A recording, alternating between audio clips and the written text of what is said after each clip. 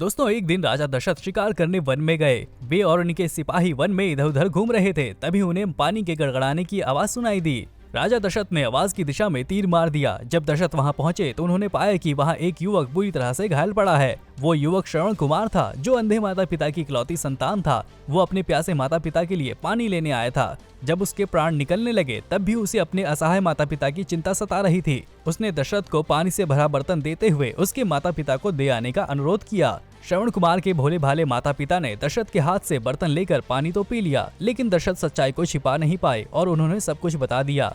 अपने पुत्र की मृत्यु के समाचार से वृद्ध दंपत्ति स्तब्ध रह गए। उन्होंने दशरथ को पुत्र शोक का श्राप दे दिया, जिसका अर्थ था कि वो भी पुत्र के वियोग में अपने प्राण त्याग देंगे। वर्षों बाद कुछ ऐसा ही हुआ। राम को वनवास मिला और उनके वियोग में दशरथ ने अपने प्राण त्याग दिए।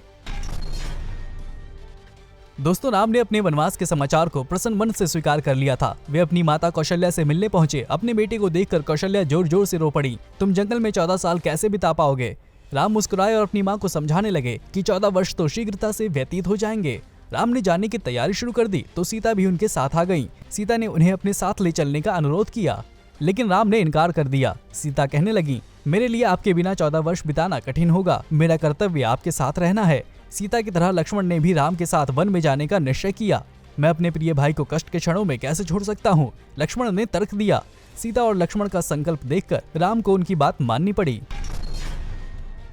दोस्तों अयोध्या लौटते ही भरत और शत्रुघ्न नगर के द्वार पर रुक गए। वहां ना तो प्रकाश था और ना ही संगीत और ना ही कोई स्वागत के लिए खड़ा था। पूरा नगर निर्जीव लग रहा था। किसी दुर्भाग्य की आशंका से ग्रस्त वे दोनों महल की ओर दौड़े। भरत राजा दशरथ के कक्ष में घुसे, लेकिन वो कक्ष तो खाली था। चिंतित होकर वो कैकेयी के कक्ष में पहुंचे। अपनी माता को देखकर वे बहुत प्रसन्न हुए और अपने पिता तथा भाई राम के बारे में पूछने लगे। कैकेयी ने उसके प्रश्न को टालने का प्रयास किया, लेकिन उनकी बेचैनी देखकर उसे बताना पड़ा कि दशरथ की मृत्यु हो चुकी है और राम वनवास में है। अब भरत को राजा बनना था। जब भरत को पूरी कहानी मालूम चली तो वो बहुत गुस्सा हुए। उन्होंने माता कैकेयी से कह दिया कि राजा बनने का अधिकार तो सिर्फ राम का ही है। भरत माता कौशल्या के पैरों में गिर पड़े और माता कैकेयी के कृत्य के लिए क्षमा मांगने लगे। इसके बाद भरत ने अपने पिता का अंतिम संस्कार किया और राम को वापस लाने की तैयारी में जुट गए। दोस्तों कैकेयी चाहती थी कि उसका बेटा भरत अयोध्या पर राज करे। उसने राजा दशरथ को उसे दिए 2 वरदान याद दिलाए जो उन्होंने कैकेयी को दिए थे। दशरथ ने कैकेयी से मनचाहा वरदान मांगने को कहा। कैकेयी ने भरत को युवराज बनाने और राम को 14 साल के लिए वनवास की मांग की। राजा ये सुनकर स्तब्ध रह गए। उन्होंने कभी कल्पना तक नहीं की थी कि राम को इतना अधिक प्यार करने वाली कैकेयी ऐसे क्रूर हो सकती है। दुखी हृदय से दशरथ ने कैकेयी को इतनी निर्दयता न दिखाने का अनुरोध किया, लेकिन वो अडिग रही। कैकेयी ने उन्हें हर हाल में अपना वचन निभाने की पारिवारिक परंपरा भी याद दिलाई।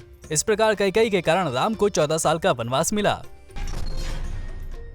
दोस्तों लक्ष्मण की सेना भी वाल्मीकि के आश्रम से पराजित होकर लौट आई तो राम चकित रह गए। उन्होंने कभी सोचा तक नहीं था कि लक्ष्मण 2 बच्चों से परास्त हो जाएगा। उन्होंने तुरंत भरत को बुलाया और दोनों बच्चों को अयोध्या ले आने का आदेश दिया। हनुमान भी अपनी वानर सेना के साथ भरत के साथ चल दिए। लव और कुश ने भरत के साथ आ रही वानर सेना को देखा। इतने सारे बंदरों को देखकर वे बहुत प्रसन्न हुए। जल्द ही युद्ध शुरू हो गया। लव और कुश बंदरों पर बाण मारने लगे। कुछ समय बाद भरत को भी हार माननी पड़ी। इस बीच हनुमान ये सब कुछ दूरी से खड़े होकर देख रहे थे। वे समझ गए कि ये बालक कोई साधारण बालक नहीं है, बल्कि राम सीता के पुत्र ही हैं। दोस्तों सीता को अयोध्या से निकाले जाने के बाद वो वाल्मीकि के आश्रम में अपने बेटों लव और कुश के साथ रहने लगी। एक बार राम ने अश्वमेघ यज्ञ किया। यज्ञ के बाद आभूषणों से सुसज्जित एक सफेद घोड़ा सभी राज्यों में भेजा जाता था। घोड़े के साथ साथ ये भी घोषणा की जाती थी कि जो कोई इस घोड़े को पकड़ेगा उसे घोड़े के साथ चल रही सेना से युद्ध करना पड़ेगा। शत्रुघ्न को घोड़े के साथ भेजा गया। एक दिन वो घोड़ा महर्षि वाल्मीकि के आश्रम से गुजरा। लव और कुश की निगाह उस पर पड़ी तो वे उसे आश्रम ले गए। कुछ ही देर में शत्रुघ्न अपने सैनिकों को लेकर आ गया। दोनों बालकों पर उसे बहुत क्रोध आया। उसने दोनों से घोड़े को छोड़ देने को कहा, लेकिन लव कुश भी अड़े रहे। शत्रुघ्न को युद्ध करना पड़ा। लव कुश बहुत श्रेष्ठ धनुर्धर थे। कुछ ही देर में शत्रुघ्न के सैनिक डरकर भाग निकले और शत्रुघ्न को भी हार माननी पड़ी। शत्रुघ्न ने वापस जाकर राम को सारी बात बताई। राम ने इस बार लक्ष्मण को भेजा और घोड़ा छुड़ा लाने को कहा। राम ने लक्ष्मण से ये भी कहा कि वो दोनों बच्चों को अयोध्या ले आए।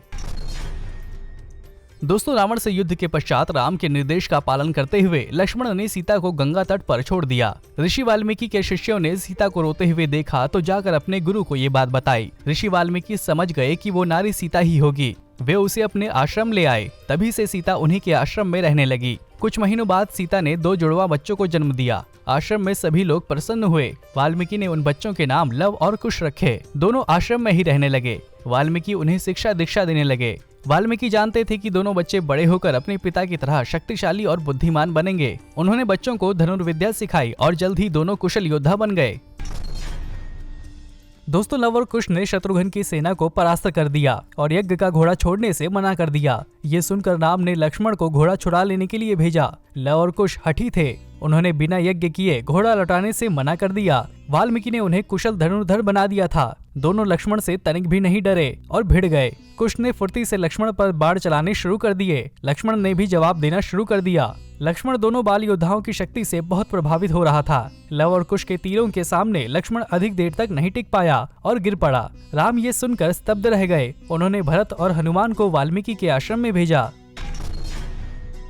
दोस्तों, अयोध्या पर कई साल राज करने के बाद राम थक गए तो उन्होंने स्वर्ग जाने का मन बनाया। विष्णु ने ये समझ लिया और यमराज को उन्हें लाने भेज दिया। यमराज एक साधु के रूप में अयोध्या गए। वहाँ राम के कक्ष के सामने उन्हें लक्ष्मण मिला। यमराज ने लक्ष्मण से कहा कि जब तक वे राम से बात कर रहे हैं तब तक किसी को अंदर न आने देना। अंदर जाकर यमराज ने राम से कहा कि वे उन्हें स्वर्ग ले जाने आए हैं। इस बीच दुर्वासा ऋषि वहां आ गए। लक्ष्मण ने उन्हें अंदर जाने से मना कर दिया। दुर्वासा ने लक्ष्मण को पृथ्वी छोड़ने और स्वर्ग जाने का श्राप दे दिया। तभी दुर्वासा ने राम को यमराज के साथ देखा तो उन्हें अपनी गलती का एहसास हुआ। लक्ष्मण को मर जाने का श्राप मिल चुका था, इसलिए वे नदी में जाकर कूद गए।